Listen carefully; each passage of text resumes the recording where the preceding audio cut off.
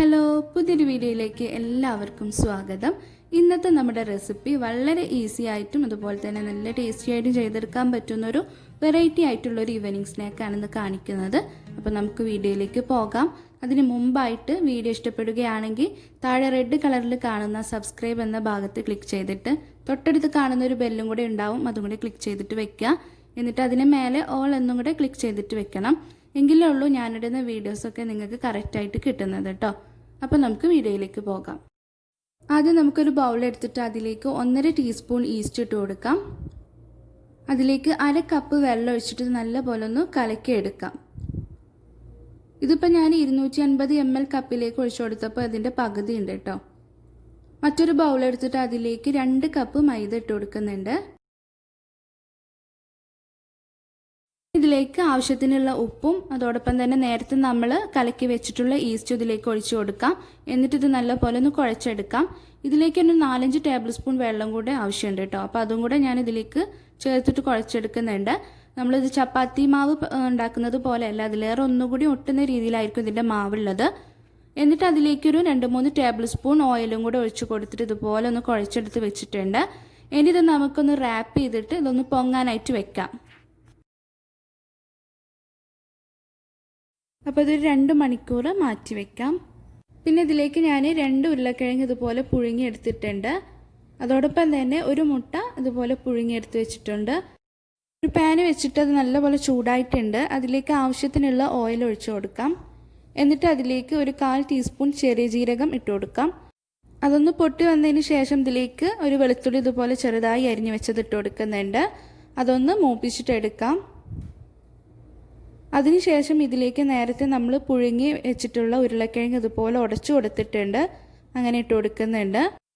അത് ആ എണ്ണയിൽ കിടന്നിട്ട് ഒന്ന് ജസ്റ്റ് ഒന്ന് ചൂടാക്കി എടുക്കാം. ഇതുപോലെ വലുതായി പീസായിട്ട് കിടക്കുന്നുണ്ടെങ്കിൽ അതൊക്കെ ഒന്ന് തവി വെച്ചിട്ടൊന്ന് ഉടച്ചു കൊടുക്കുന്നത് നല്ലതാണ്. പിന്നെ ഇതിലേക്ക് ഞാൻ 1/2 ടീസ്പൂൺ ചില്ലി ഫ്ലേക്സ് ഇട്ട് കൊടുക്കുന്നുണ്ട്. ഉണക്കമുളക് ഉണ്ടെങ്കിൽ അതൊന്ന് പൊടിച്ചിട്ട് ഇട്ട് കൊടുത്താൽ മതിയാവും. എന്നിട്ട് അതൊന്ന് ചൂടാക്കി എടുക്കാം. ഇതിലേക്ക് ആവശ്യത്തിനുള്ള ഉപ്പും കൂടെ ഇട്ട് കൊടുക്കാം. വീണ്ടും ഒന്ന് ഇളക്കിയെടുക്കാം. ഇതിലേക്ക് ഇനി നമ്മൾ നേരത്തെ പുഴുങ്ങിയെടുത്തിട്ടുള്ള മുട്ട ഇതുപോലെ ചെറുതായി കട്ട് ചെയ്തിട്ടുണ്ട്, അതും കൂടെ ഇട്ട് കൊടുക്കുന്നുണ്ട്. അതോടൊപ്പം തന്നെ ഒരു 1/2 മുറി ഉള്ളി ഇതുപോലെ ക്രിസ്പി ആയിട്ടൊന്ന് ഫ്രൈ ചെയ്തെടുത്തിട്ടുണ്ട്, അതും കൂടെ ഇതിലേക്ക് ഇട്ട് കൊടുക്കുന്നുണ്ട്. പിന്നെ ആവശ്യത്തിനുള്ള മല്ലിയിലയും കൂടെ ഇട്ട് കൊടുത്തിട്ട് നല്ലൊന്ന് ഇളക്കിയെടുക്കാം. അപ്പോൾ ഇത്രയേ ഉള്ളൂ. ഇനി അധികം വേവിക്കേണ്ട ആവശ്യമൊന്നുമില്ല. ഇനി നമുക്ക് തീ ഓഫ് ചെയ്തിട്ട് ഇതൊരു ബൗളിലേക്ക് മാറ്റാം. നേരത്തെ നമ്മൾ 2 മണിക്കൂർ മാവ് പൊങ്ങാനായിട്ട് വെച്ചിട്ടുണ്ടായിരുന്നു. അതിപ്പോൾ നല്ലപോലെ പൊങ്ങി വന്നിട്ടുണ്ട്. ഇനി നമുക്ക് ഈ മാവ് ഇതൊന്ന് എടുക്കാം. അധികം കുഴച്ച് കൊടുക്കേണ്ട ആവശ്യമൊന്നുമില്ല കേട്ടോ. ഇതുപോലെ ജസ്റ്റ് ഒന്ന് എടുത്താൽ മതിയാവും. ഇതിപ്പോൾ കണ്ടോ, നല്ല ഒട്ടുന്ന രീതിയിലാണ് ഈ മാവ് ഇരിക്കുന്നത്. ഇനി നമുക്കിതൊന്ന് എങ്ങനെയാണ് ഈ ഒരു സ്നാക്ക് ഉണ്ടാക്കിയെടുക്കുന്നതെന്ന് നോക്കാം. കൗണ്ടർ ടോപ്പിലോ അല്ലെങ്കിൽ നമ്മൾ ചപ്പാത്തിയൊക്കെ പരത്തുന്ന ആ ഒരു പലകയിലോ ആവശ്യത്തിനുള്ള ഓയിലൊന്ന് ബ്രഷ് ചെയ്ത് കൊടുക്കാം. കുറച്ച് ഓയിൽ ഞാൻ ഇതിലൊന്ന് ബ്രഷ് ചെയ്ത് കൊടുക്കുന്നുണ്ട്. ഇനി നേരത്തെ നമ്മൾ കുഴച്ച് വെച്ചിട്ടുള്ള മാവ് ഇതിലേക്ക് വെച്ച് കൊടുത്തിട്ട് ഇത് നമുക്കൊരു 7 ഭാഗമാക്കിയിട്ട് എടുക്കേണ്ടതുണ്ട്. അപ്പോൾ നമുക്ക് കത്തി വെച്ചിട്ട് ഇതുപോലെ ഇങ്ങനെ കട്ട് ചെയ്ത് കൊടുത്താൽ മതിയാവും.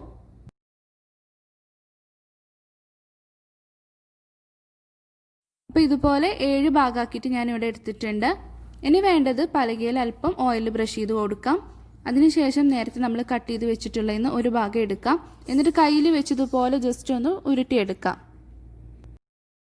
ഇനി നമുക്കിത് പലകയിൽ വെച്ച് കൊടുത്തിട്ട് കയ്യിൽ അല്പം ഓയിലാക്കി കൊടുത്തിട്ട് ഇതുപോലെ ഇങ്ങനെ ഒന്ന് പരത്തി കൊടുത്താൽ മതിയാവും.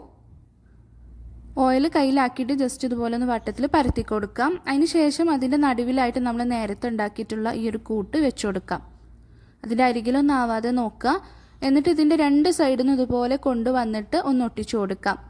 വെള്ളത്തിൻ്റെ ആവശ്യമൊന്നുമില്ല, ജസ്റ്റ് തമ്മിലൊന്ന് ഒട്ടിച്ചു കൊടുത്താൽ മതിയാവും. എന്നിട്ട് അതിൻ്റെ സൈഡും ഇതുപോലെ ഇങ്ങനെ ഒട്ടിച്ചു കൊടുക്കാം. ഇത്രയേ ഉള്ളൂ കേട്ടോ. ഇത് നമുക്കിനി പെട്ടെന്ന് തന്നെ ഫ്രൈ ചെയ്തെടുക്കാം കേട്ടോ. വീണ്ടും ഒന്ന് പൊങ്ങാനായിട്ട് വെക്കേണ്ട ആവശ്യമൊന്നുമില്ല. അപ്പോൾ ഇതുപോലെ ബാക്കിയുള്ളതും ഉണ്ടാക്കിയെടുക്കാം.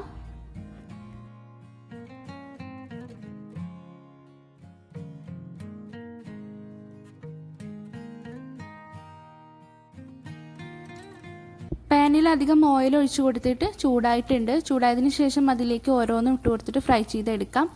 പിന്നെ നമ്മൾ ഇത് ഇട്ട് കൊടുക്കുമ്പോൾ ശ്രദ്ധിക്കേണ്ട കാര്യം എന്ന് പറഞ്ഞാൽ നല്ല എണ്ണ ചൂടാവേണ്ട ആവശ്യമല്ല.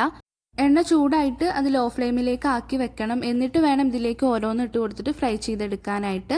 അല്ലെങ്കിൽ ഇതിൻ്റെ പുറം പെട്ടെന്ന് തന്നെ കരിയാൻ ചാൻസ് ഉണ്ട്. രണ്ട് സൈഡും ഇതുപോലെ തിരിച്ചും മറിച്ചും ഇട്ട് കൊടുത്തിട്ട് ഇത് ഫ്രൈ ചെയ്തിട്ട് എടുക്കാം. ഇതിപ്പോൾ ഇവിടെ റെഡി ആയിട്ടുണ്ട്. രണ്ട് സൈഡ് നല്ല പോലെ ഫ്രൈ ആയിട്ടുണ്ട്. ഇനി നമുക്കിതൊരു ടിഷ്യൂയിലേക്ക് മാറ്റാം. ബാക്കിയുള്ളതും ഇതുപോലെ തന്നെ ഫ്രൈ ചെയ്തിട്ട് എടുക്കാം.